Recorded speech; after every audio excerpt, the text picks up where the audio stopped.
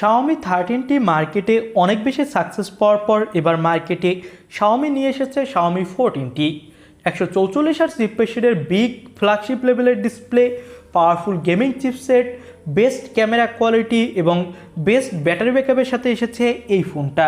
তো বাংলাদেশের মার্কেটে কয়েকদিনের মধ্যেই অ্যাভেলেবেল হবে এই ফোনটা। তো বাংলাদেশের মার্কেটে দাম কত কী হতে পারে, এই ফোনটা আপনার নেওয়া উচিত হবে কি না, এইসব বিষয় নিয়ে বিস্তারিত কথা বলবো আজকের ভিডিওতে। সো অবশ্যই ভিডিওটা শেষ পর্যন্ত দেখুন। শুরুটা করব ফোনটার লুক এবং ডিজাইন দিয়ে। এই ফোনটার 3টা কালার ভেরিয়েন্ট আপনি মার্কেটে অ্যাভেলেবেল দেখতে পাবেন এবং এই ফোনটাতে Xiaomi 13টির মতোই সেম টু সেম ডিজাইন দেওয়া হয়েছে। লেফট কর্নারে স্কোয়ার শেপ ক্যামেরা বাম্প এবং ব্যাক সাইডে দেওয়া হয়েছে একটি বক্সি টাইপের ডিজাইন, তবে কর্নারগুলো আবার বেশ কার্ভ, যার ফলে ফোনটা হাতে নিয়ে ভালো একটা হ্যান্ডস অন ফিল পাওয়া যাচ্ছিল। এবং এই ফোনটাতে ব্যবহার করা হয়েছে লেফট সাইডে পাওয়ার বাটন এবং ভলিউম আপ ডাউন বাটন, এবং ফোনটা IP68 রেটিং হওয়ার কারণে এই ফোনটা আপনি 2 মিটার পানির নিচে একদম 30 মিনিট পর্যন্ত ঠিকঠাক পাবেন।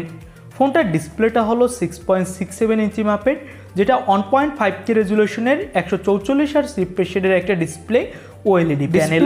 Screen to body ratio 89.1%। তো বুঝতেই পারছেন ডিসপ্লের চিন বেজেলস একদমই কম, আর এটা HDR10+ সাপোর্টেড একটা ডিসপ্লে। এবং এই ফোনটাতে ডিসপ্লের ব্রাইটনেসও কিন্তু ভালোই দেওয়া হয়েছে।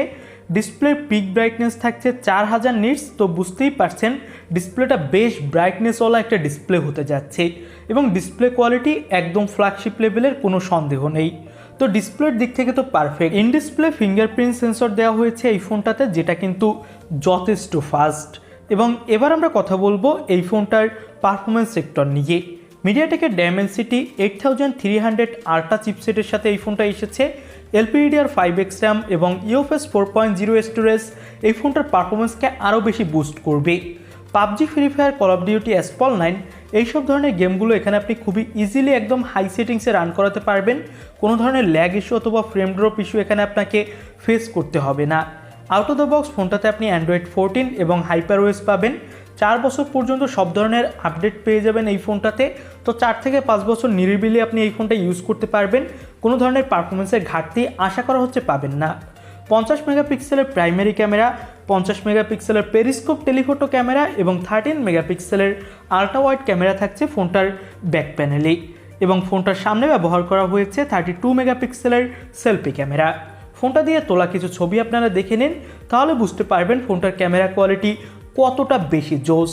দেখতেই পাচ্ছেন ডিটেলস বলেন, ব্রাইটনেস সব কিছু একদম পারফেক্ট কম্বিনেশনে এসেছে এবং ক্যামেরা কোয়ালিটি অনেক বেশি ভালো লেগেছে আমার কাছে। ব্যাকসাইডের ক্যামেরা দিয়ে 4K-তে এবং সামনের ক্যামেরা দিয়েও আপনি 4K-তে ভিডিও রেকর্ডিং করার সাপোর্ট পেয়ে যাচ্ছেন এই ফোনটাতে। এবং এই ফোনটাতে 5000 mAh ব্যাটারির সাথে সাথে পাবেন 67 ওয়াটের ফাস্ট চার্জার, যে চার্জারটা দিয়ে আপনি খুবই দ্রুত এই ফোনটা চার্জও করতে পারবেন। এবার ফোনটার প্রাইজিংটা নিয়ে কথা বলবো।